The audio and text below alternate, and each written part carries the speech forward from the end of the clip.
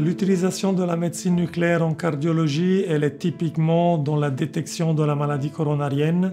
Les patients qui ont une douleur thoracique ou ils sont à très haut risque de maladie coronarienne, on fait un test d'ischémie. On fait pédaler le patient et on regarde si le cœur à l'effort souffre ou pas. L'avantage d'avoir la médecine nucléaire sur place, il est indiscutable parce que tous les patients sont discutés avec le médecin nucléariste qui connaît les antécédents, les facteurs de risque et l'histoire clinique du patient.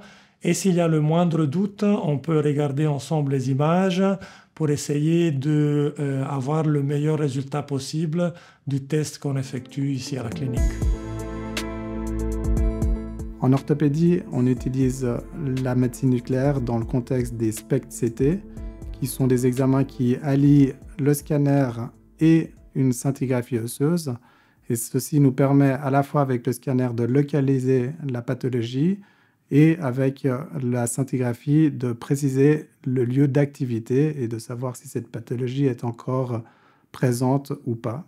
Par exemple, dans le contexte d'une arthrose, notamment au niveau du pied et de la cheville, le SPECT-CT nous permet de mieux localiser la région pathologique et de cibler nos traitements de façon plus précise. Dans une autre problématique comme les fractures, en cas de doute sur la consolidation, le SPECT-CT nous permet de vérifier l'activité osseuse et d'adapter nos traitements en conséquence.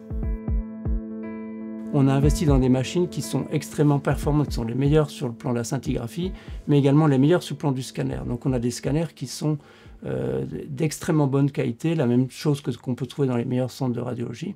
Et donc on va pouvoir répondre vraiment à la question, oui, il y a quelque chose qui se passe et à quoi ça correspond.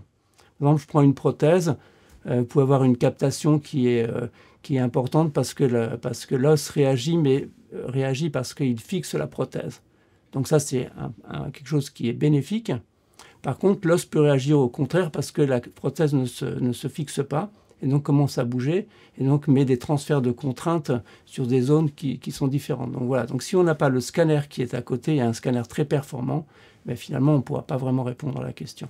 Après, il y a certaines autres questions que le cardiologue peut nous demander. Par exemple, avant de déboucher une artère chez les patients qui sont fragiles, il peut nous demander si ça a un intérêt ou pas.